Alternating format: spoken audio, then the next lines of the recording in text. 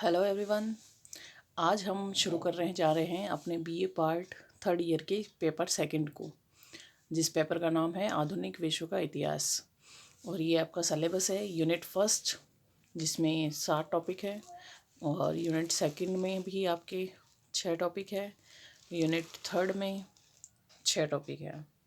और इस प्रकार 1 बाय 1 हम अपने सिलेबस को शुरू करने जा रहे हैं, जिसमें आपका फर्स्ट चैप्टर है पुनर्जागरण। तो ये आपके सिलेबस को हम शुरू कर रहे हैं। पुनर्जागरण, जिसका अर्थ होता है या जिसका शाब्दिक अर्थ होता है फिर से जागना, परंतु व्यवहारिक दृष्टि से इसे मानव समाज की बौद्धिक चेतना तथा तर्क शक्ति व पुनर्जन्म कहना अधिक उचित होगा, क्योंकि 14वीं व 17वीं शताब्दी तक यूरोप के देशों में सांस्कृतिक क्षेत्र में जो आश्चर्यजनक उन्नति हुई उसे पुनर्जागरण के नाम से जाना जाता है। और ये पुनर्जागरण इटली में ही प्रारंभ हुआ था। और इटली में सर्वप्रथम पुनर्जागरण प्रारंभ होने के अनेक कारण रहे थे, जिनमें हम 5 कारणों की बात करें तो इटली का व्यापार वाणिज्य उन्नत अवस्था में होने के कारण यह पुनर्जागरण इटली से प्रारंभ हुआ। रोम ईसाई संस्कृति का प्रमुख केंद्र इटली था, इसीलिए पुनर्जागरण इटली से प्रारंभ हुआ। इटली में ही सर्वाधिक नगरों का विकास हुआ और इसी कारण पुनर्जागरण इटली में प्रारंभ हुआ। और अंतिम कारण माने तो कुस्तुतुनिया पर तुर्कों का अधिकार हो जाने के कारण इटली वासियों ने पुनर्जागरण में अपना योगदान दिया। अब हम बात करते हैं कि ऐसे कौन कौन से व्यक्ति रहे थे जिनके व्यक्तित्व के प्रभाव से पुनर्जागरण को महत्वपूर्ण योगदान मिला था।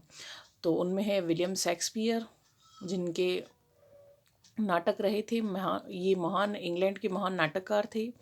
इनके नाटकों के माध्यम से पुनर्जागरण को योगदान मिला। तो इनकी रचनाओं में है हैमलेट, मैकबेथ, ओथेलो और किंग लियर। और नेक्स्ट जो वैज्ञानिक या आविष्कारक रहे थे, जिनका नाम है लियोनार्ड दा विंची। यह एक यूरोप के कलाकार, वैज्ञानिक, आविष्कारक और महान चित्रकार रहे थे। उनके द्वारा बनाए गए चित्र विश्वविख्यात है, जिनमें मोनालिसा और द लास्ट सपर, ये 2 चित्र प्रमुख रहे थे। और मैकियावेली की बात करें तो इनके द्वारा रचित 2 पुस्तकें हैं, दी प्रिंस और फ्लोरेंस का इतिहास।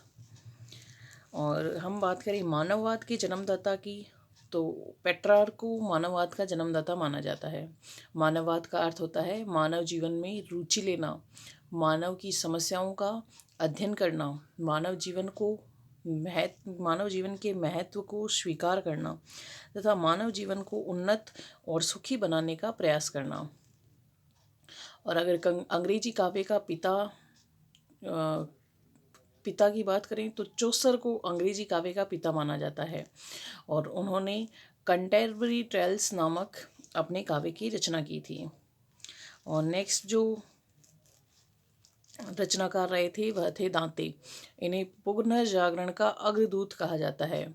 उन्होंने इतालवी भाषा में डिवाइन कॉमेडी महाकाव्य की रचना की, और इस रचना के माध्यम से दांते ने इटली वासियों को मानवता, प्रेम एवं देशभक्ति का पाठ पढ़ाया। माइकल एंजेलो, यह एक महान चित्रकार थे, मूर्तिकार तथा वास्तुकार थे।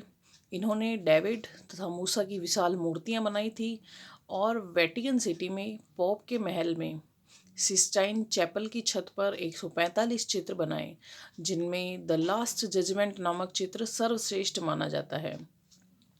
और टॉमस मूर, यह इंग्लैंड के प्रसिद्ध साहित्यकार रहे थे। इन्होंने यूटोपिया नामक ग्रंथ की रचना की, और इस पुस्तक में आदर्श समाज तथा आदर्श राज्य की कल्पना की। यूरोप में पुनर्जागरण के लिए उत्तरदायी प्रमुख कारणों की बात करें तो ऐसे अनेक कारण रहे थे, जिनमें जो प्रमुख कारण है वह है धर्म युद्ध। धर्म युद्धों के कारण यूरोपवासी पूर्वी देशों के संपर्क में आए, जिसके परिणाम स्वरूप इनको पूर्वी देशों की वैज्ञानिक खोजों की जानकारी प्राप्त हुई। धर्म युद्धों ने भौगोलिक खोजों को प्रोत्साहन दिया। धर्म युद्धों में ईसाइयों की पराजय से पोप की प्रतिष्ठा को प्रबल आघात पहुंचा। व्यापार वाणिज्य की बात करें तो धर्म युद्धों के कारण यूरोप के पूर्वी देशों के साथ व्यापारिक संबंध स्थापित हुए, जिससे अनेक नगरों का विकास हुआ। धन संपन्न व्यापारियों ने शिक्षा, साहित्य एवं कला को प्रोत्साहन दिया।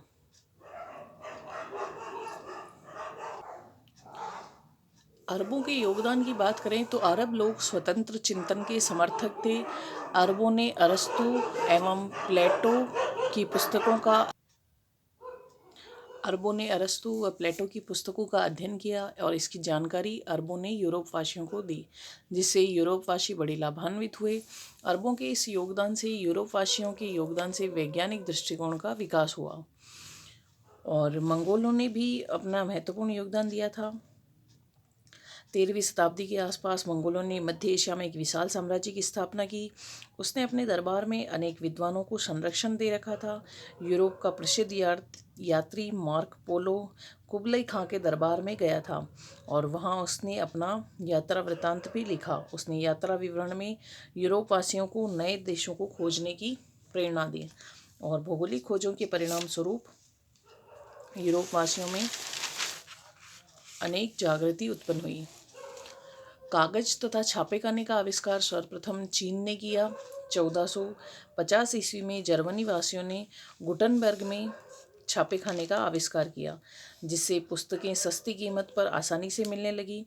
पुस्तकों, समाचार पत्रों के अध्ययन से लोगों में अंधविश्वास धीरे धीरे समाप्त होने लगा। उनमें तर्क शक्ति, स्वतंत्र चिंतन की भावनाएं उत्पन्न हुई। स्कालिस्ट विचारधारा एक ऐसी विचारधारा थी जिसका आधार अरस्तु का तर्कशास्त्र था और सेंट ऑगस्टाइन का तत्वज्ञान था। इसमें धार्मिक विश्वास तथा तर्क दोनों का समन्वय था।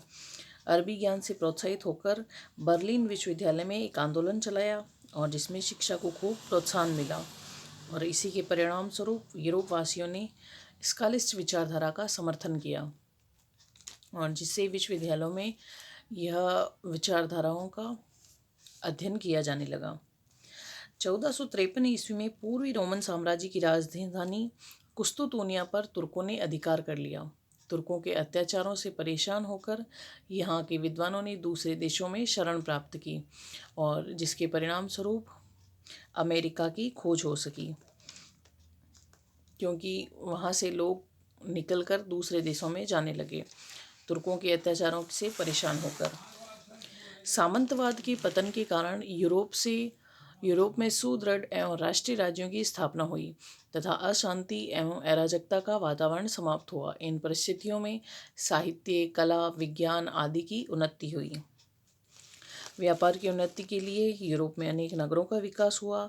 अपने वर्तमान जीवन को सुधारने के लिए इन्होंने स्वतंत्र विचारधारा का समर्थन किया, जिससे रोमन साहित्य एवं कला में लोगों ने रुचि लेना शुरू किया और नवीन देशों की खोज से यूरोपवासी विश्व के अन्य सभ्यताओं के संपर्क में आए, जिससे उनमें ज्ञान की वृद्धि हुई। उनके रहन सहन के ढंग में परिवर्तन हुआ। लगभग 1498 ईस्वी में पुर्तगाली नाविक वास्को दी गामा ने भारत के समुद्री तट पर स्थित कालीकट बंदरगाह की खोज की। इटली के निवासी अमेरिको वेसुपुची ने 1499 ईस्वी में अमेरिका महाद्वीप की खोज की। 1492 ईस्वी में क्रिस्टोफर कोलंबस ने भारत के जलमार्ग की खोज की और इस प्रकार भौगोलिक खोजों ने पुनर्जागरण को प्रोत्साहन दिया, जिसके परिणाम स्वरूप इटली में पुनर्जागरण प्रारंभ हुआ। और हमारा ये पुनर्जागरण वाला टॉपिक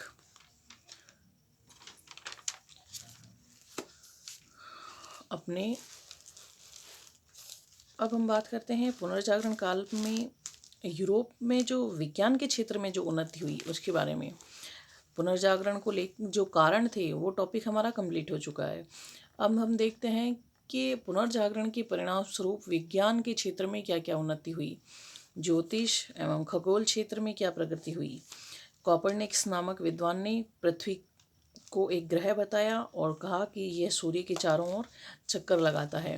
गैलीलियो नामक विद्वान ने दूरबीन एवं पेंडुलम का आविष्कार किया। आइजैक न्यूटन ने गुरुत्वाकर्षण शक्ति का प्रतिपादन किया। गणित के क्षेत्र में अगर देखें तो देकार्त, जिन्होंने बीज गणित का उपयोग ज्यामिति में कैसे किया जाता है यह बताया। केपलर ने शंकु संबंधी सिद्धांत दिया। स्टेविन ने दशमलव प्रणाली का प्रचार किया। नेपियर ने त्रिकोणमिति के क्षेत्र में प्रतिफलन का आविष्कार किया। और भौतिक शास्त्र के क्षेत्र में अगर देखें तो गिलबर्ट नामक विद्वान ने मैग्नेटिक संबंधी सिद्धांत का प्रचार किया और जिससे बिजली का आविष्कार संभव हो सका।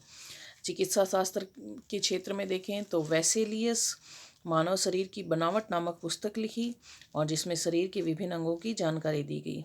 विलियम हार्वे रक्त प्रवाह का सिद्धांत का प्रतिपादन किया। और इस प्रकार पुनर्जागरण के परिणाम स्वरूप हर क्षेत्र में उन्नति हुई, नए नए आविष्कार हुए। और इसी के साथ हमारा ये टॉपिक कंप्लीट होता है। नेक्स्ट वीडियो में हम बात करेंगे नए टॉपिक को लेकर। तब तक के लिए धन्यवाद।